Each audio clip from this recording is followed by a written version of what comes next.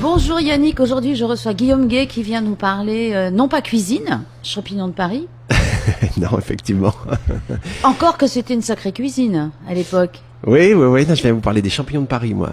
Oui, c'était une sacrée cuisine oui, j'ai bien compris. de la part des politiques, on va dire. Oui, on représente le spectacle à nouveau ici au Fénois. À partir de la semaine prochaine, on a plusieurs représentations scolaires. Ça redémarre mardi, mercredi, jeudi, vendredi. Et puis 2 tout publics. Vendredi 18 à 19h30 et puis dimanche 20 à 17h au Petit Théâtre. Et puis la semaine d'après, on va jouer à la prison, on va jouer à Tututu Papeari. Et puis on va jouer également à Taravao, on fait une scolaire et puis une tout public le samedi 26 à la salle de danse de Moeta. On avait déjà joué là-bas au mois de mars dernier, c'était super, donc voilà, on remet le couvert. Et oui, parce que donc là, c'est toujours au Petit Théâtre que ça se passe. C'est ça. Donc il y a plusieurs endroits différents. On fait comment pour déjà avoir les places? Alors pour le spectacle au Petit Théâtre, ça se passe sur le réseau ticket-pacifique.pf, donc dans les Carrefour Hawaii, Carrefour Punaria, et puis Carrefour Farin, et puis sur le net aussi à ticket-pacifique.pf. Et puis sinon pour Taravao, c'est en vente à Couleur Cacao, qui est pas très loin de la salle de danse. Ah oui, je suis passé devant, oui, c'est bien. En plus, puis, on peut prendre une petite douceur. C'est ça, exactement.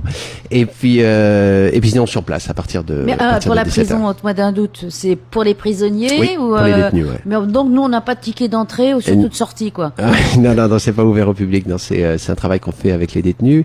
Ça fait un petit moment maintenant qu'on travaille avec les prisons. Il y a à la fois des représentations qui sont données et puis également un travail avec les détenus à travers des ateliers de théâtre. Alors pour ceux qui ne connaîtraient pas encore, est-ce que tu peux résumer? Oui, c'est l'histoire du nucléaire. Et on raconte ces 30 années d'expérimentation nucléaire ici en Polynésie entre 1966 et 1996. Je le rappelle, 193 tirs, donc 46 tirs aériens qui ont été donnés sur les atolls de Mororoa et Whangatofa. Et donc voilà. Donc l'idée c'est de replonger en fait pendant cette période. C'est la genèse, le pourquoi le nucléaire s'est installé en Polynésie. C'est ça, exactement. On démarre en fait la pièce démarre dans le Sahara. On y comprend voilà pourquoi déjà pourquoi a été prise la décision d'activer complètement en fait le nucléaire et la réalisation de la bombe atomique. Enfin, pourquoi la France décide de se doter il y a un contexte historique aussi autour de tout ça. Il y a un contexte de guerre froide, tout le monde avait peur que ça pète de tous les côtés. Donc la France voulait se doter du nucléaire. Voilà, oui, effectivement, c'est le contexte, tout à fait. On apprend un peu plus dans la pièce, mais c'est effectivement le contexte. Et puis après derrière, pourquoi la Polynésie? Quand est-ce que ça a été décidé, comment, à qui a été donnée l'information, etc., etc.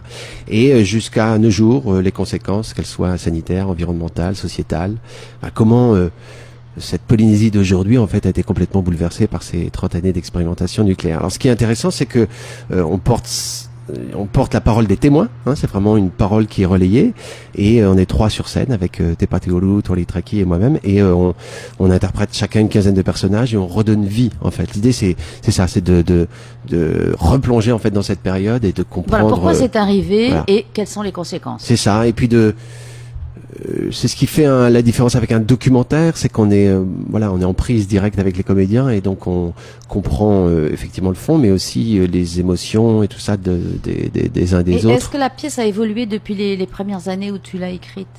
Alors elle a évolué pas dans le fond. Le fond il s'est figé, je dirais, pratiquement en février 2016 parce qu'on avait l'envie de présenter le spectacle d'abord devant plein de spécialistes, qui soient des historiens, des gens d'un contexte politique, associatif. Mais c'est factuel.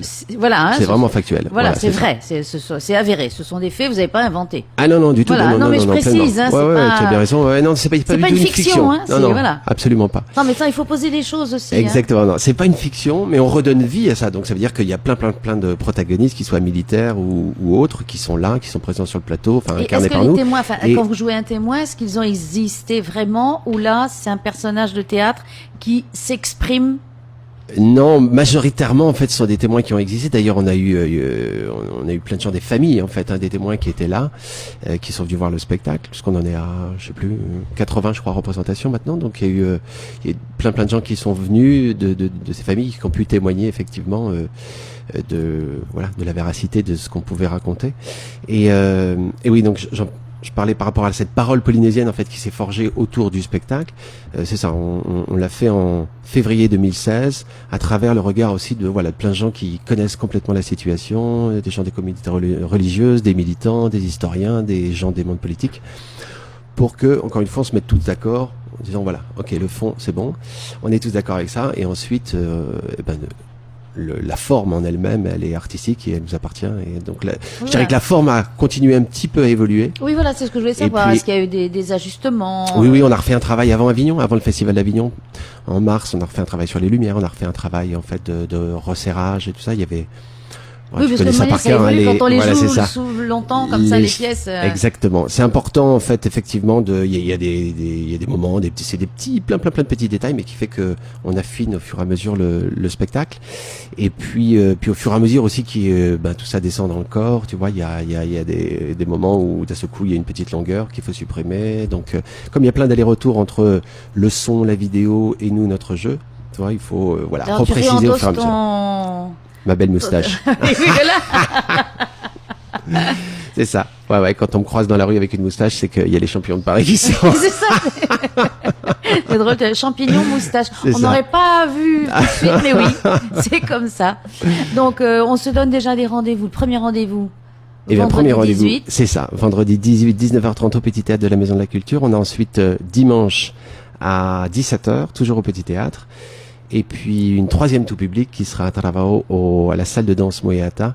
Et ça, c'est le samedi 26 à 19h. Et ça, on peut tout rêver les informations sur le site de Caméléon. Bien sûr.